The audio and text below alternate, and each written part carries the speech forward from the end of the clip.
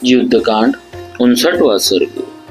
तदनंतर महामना राक्षसराज रावण ने अपने साथ आए हुए उन महाबली राक्षसों से कहा, तुम लोग निर्भय और सुप्रसन्न होकर नगर के द्वारों तथा राजमार्ग के मकानों की ढोड़ियों पर खड़े हो जाओ, क्योंकि वानर लोग मेरे साथ तुम सबको यहाँ आया देख इसे अपने लिए अच्छा मौका समझकर सहसा एकत्र हो।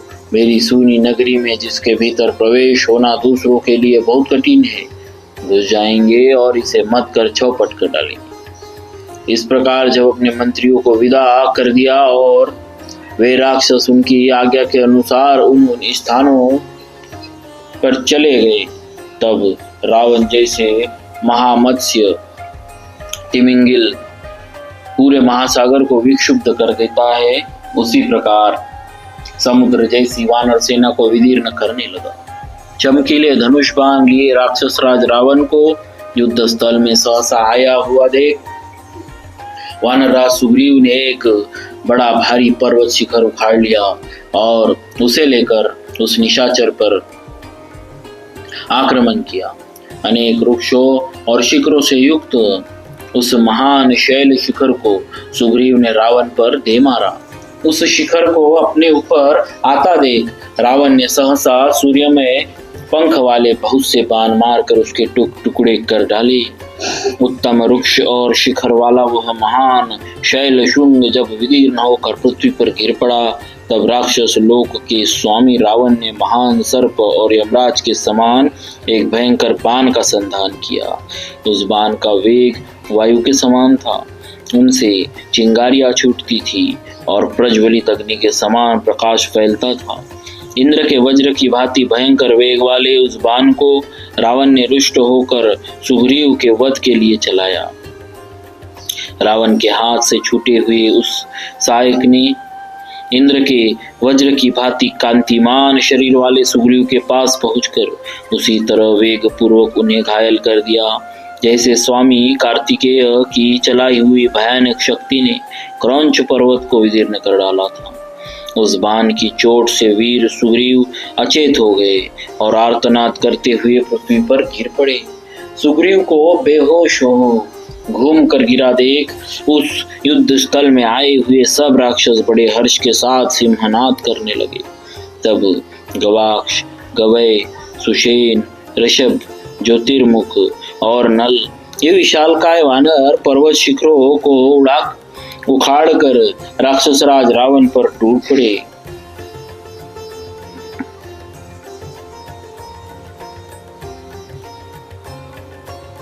परंतु निशाचरों के राजा रावण ने सैकड़ों तीखे बाण छोड़कर उन सबके प्रहारों को व्यर्थ कर दिया और उन वानरेश्वरों को भी सोने के विचित्र पंख वाले बाण समूह द्वारा क्षत विक्षत कर दिया। देवद्रोही रावण के बाणों से घायल हो वे भीमकाय वानरेंद्र गण धरती पर गिर पड़े। फिर तो रावण ने अपने बाण समूह द्वारा उस भयंकर वानर सेना को आच्छादित कर दिया। रावण के बाणों से पीड़ित और डरे हुए वीर वानर उसकी मार खा खा कर जोर जोर से चित्कार करते हुए धराशायी होने लगे। रावण के सायकों से पीड़ित हो बहुत से वानर शरणागत वत्सल भगवान श्री राम की शरण में गए। तब धनुर्धर महात्मा प्रभु श्री राम सहसा धनुष लेकर आगे बढ़े। उसी समय लक्ष्मण जी ने उनके सामने आकर हाथ जोड़ उनसे यह यथार्थ वचन कहे, आर्य, इस दुरात्मा का वध करने के लिए तो मैं ही पर्याप्त हूँ। आप मुझे आज्ञा दीजिए, मैं इसका नाश करूंगा। उनकी बात सुनकर महातेजस्वी सत्य पराक्रमी प्रभु श्री राम ने कहा, अच्छा लक्ष्मण जाओ, किंतु संग्राम में विजय पाने के लिए पूर्ण प्रयत्नशील रहना, क्योंकि रावण महान बल विक्रम से संपन्न है। यह युद्ध में अद्भुत पराक्रम दिखाता है। रावण यदि अधिक कुपित होकर युद्ध करने लगे तो तीनों लोकों के लिए इसके वेग को सहन करना कठिन हो जाएगा। तुम युद्ध में रावण के छिद्र देखना, उसकी कमजोरियों के लाभ उठाना और अपने छिद्रों पर भी दृष्टि रखना, कहीं शत्रु तुमसे लाभ न उठाने पाए।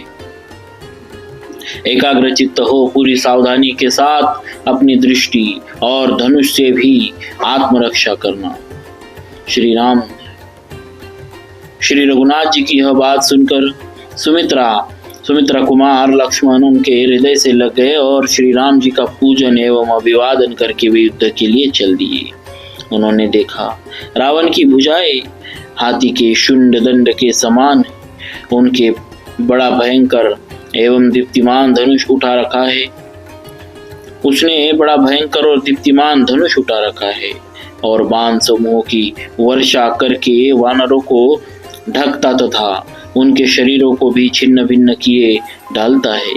रावण को इस प्रकार पराक्रम करते देख महातेजस्वी पवन पुत्र हनुमान जी उनके बाण समूहों का निवारण करते हुए उसकी ओर दौड़े। उसके रथ के पास पहुंचकर अपना दाया हाथ उठा बुद्धिमान हनुमान ने रावण को भयभीत करते हुए कहा, निशाचर, तुमने देवता, दानव, गंधर्व, यक्ष और राक्षसों से न मारे जाने का वर प्राप्त कर लिया है, परंतु वानरों से तो तुम्हें भय है ही। देखो, 5 अंगुलियों से युक्त यह मेरा दाहिना हाथ उठा हुआ है। तुम्हारे शरीर में चिरकाल से जो जीवात्मा निवास करता है उसे आज यह इस देह से अलग कर देगा। हनुमान जी का यह वचन सुनकर भयानक पराक्रमी रावण के नेत्र क्रोध से लाल हो उठे। उसने रोष पूर्वक कहा, वानर, तुम निशंक होकर शीघ्र मेरे ऊपर प्रहार करो और सुस्थिर यश प्राप्त कर लो। तुम में कितना पराक्रम है यह जान लेने पर ही मैं तुम्हारा नाश करूंगा। रावण की यह बात सुनकर पवन पुत्र हनुमान जी बोले, मैंने तो पहले ही तुम्हारे पुत्र अक्ष को मार डाला है, इस बात को याद तो करो। उनके इतना कहते ही बल विक्रम संपन्न महातेजस्वी राक्षस राज रावण ने उन पवन कुमार की छाती में एक तमाचा जड़ दिया। उस थप्पड़ की चोट से हनुमान जी बारंबार इधर उधर चक्कर काटने लगे, परंतु वे बड़े बुद्धिमान और तेजस्वी थे, अतः 2 ही घड़ी में अपने को सुस्थिर करके खड़े हो गए। फिर उन्होंने भी अत्यंत कुपित होकर उस देवद्रोही को थप्पड़ों से ही मारा। उन महात्मा वानर के थप्पड़ की मार खाकर दशमुख रावण उसी तरह कांप उठा जैसे भूकंप आने पर पर्वत हिलने लगते हैं। संग्राम भूमि में रावण को थप्पड़ खाते देख ऋषि, वानर, सिद्ध, देवता और असुर भी हर्षध्वनि करने लगे।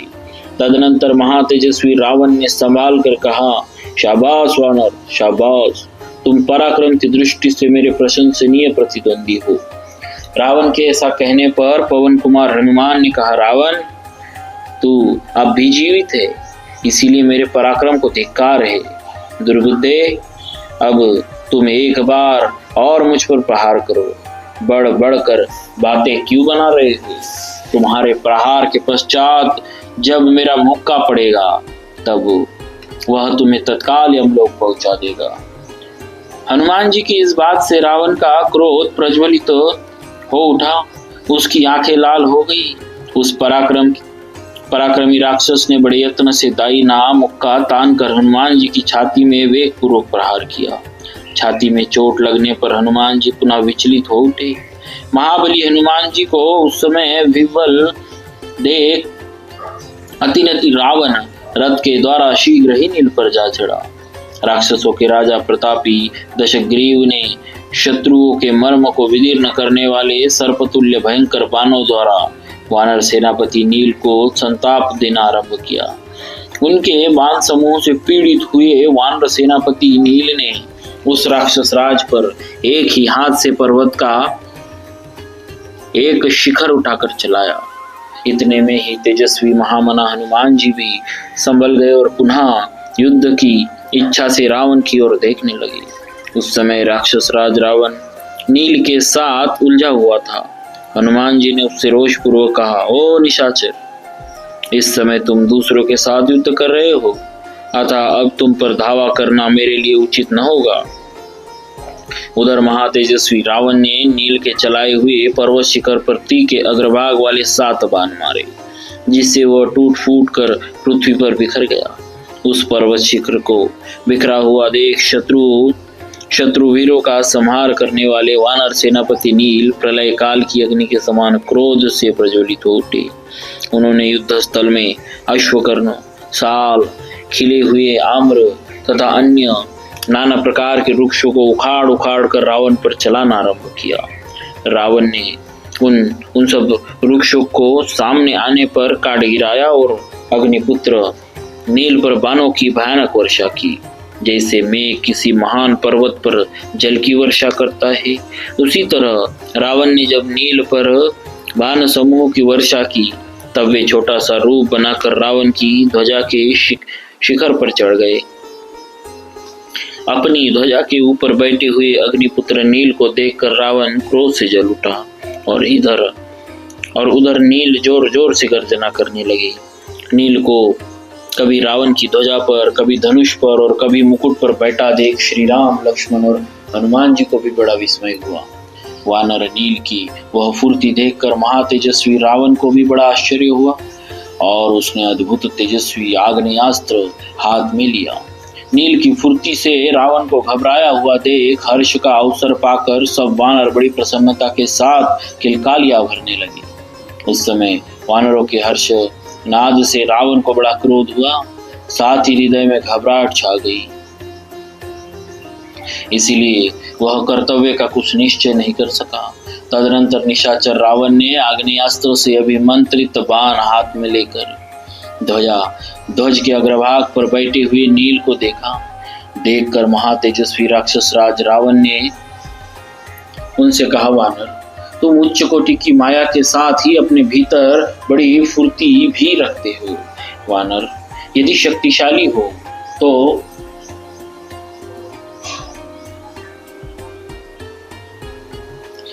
यदि तुम शक्तिशाली हो तो मेरे बाण से अपने जीवन की रक्षा करो। यद्यपि तुम अपने पराक्रम के योग्य ही भिन्न भिन्न प्रकार के कर्म कर रहे हो, तथापि मेरा छोड़ा हुआ दिव्यास्त्र प्रेरित बाण जीवन रक्षा की चेष्टा करने पर भी तुम्हें प्राणहीन कर देगा। ऐसा कहकर महाबाहु राक्षस राज रावण ने आग्नेयास्त्र युक्त बाण का संधान करके उसके द्वारा सेनापति नील को मारा। उसके धनुष से छूटे हुए उस बाण ने नील की छाती पर गहरी चोट की। वे उसकी आंच से जलते हुए सहसा पृथ्वी पर गिर पड़े। यद्यपि नील ने पृथ्वी पर घुटने टेक दिए, तथापि पिता अग्निदेव के महात्म्य से और अपने तेज के प्रभाव से उनके प्राण नहीं निकले। वानर नील को अचेत हुआ देख रणोत्सुक रावण ने मेघ की गर्जना के समान गंभीर ध्वनि वाले रथ के द्वारा सुमित्रा कुमार लक्ष्मण पर धावा किया। युद्ध भूमि में सारी वानर सेना को आगे बढ़ने से रोककर वह लक्ष्मण के पास पहुंच गया और प्रज्वलित अग्नि के समान सामने खड़ा हो प्रतापी राक्षस राज रावण अपने धनुष की टंकार करने लगा। उस समय अपने अनुपम धनुष को खींचते हुए रावण ने उदार शक्तिशाली लक्ष्मण से कहा, निशाचर, उस समय अपने अनुपम धनुष को खींचते हुए रावण से उदार शक्तिशाली लक्ष्मण ने कहा, निशाचर राज, समझ लो मैं आ गया। अतः अब तुम्हें वानरों के साथ युद्ध नहीं करना चाहिए। लक्ष्मण की यह बात गंभीर ध्वनि से युक्त थी और उनकी प्रत्यंचा से भी भयानक टंकार ध्वनि हो रही थी। उसे सुनकर युद्ध के लिए उपस्थित हुए सुमित्रा कुमार के निकट जा राक्षसों के राजा रावण ने रोषपूर्वक कहा, रघुवंशी राजकुमार, सौभाग्य की बात है कि तुम मेरी आंखों के सामने आ गए। तुम्हारा शीघ्र ही अंत होने वाला है, इसीलिए तुम्हारी बुद्धि विपरीत हो गई है। अब तुम मेरे बाण समूह से पीड़ित हो, इसी क्षण यमलोक की यात्रा करोगे। सुमित्रा कुमार लक्ष्मण को उसकी बात सुनकर कोई विस्मय नहीं हुआ। उसके दांत बड़े ही तीखे और उत्कट थे और वह जोर जोर से गर्जना कर रहा था। उस समय सुमित्रा कुमार ने उनसे कहा, राजन, महान प्रभावशाली पुरुष तुम्हारी तरह केवल गर्जना नहीं करते, कुछ पराक्रम करके दिखाते हैं। पापाचारियों में अग्रगण्य रावण, तुम तो झूठे ही ढींग हाँकते हो।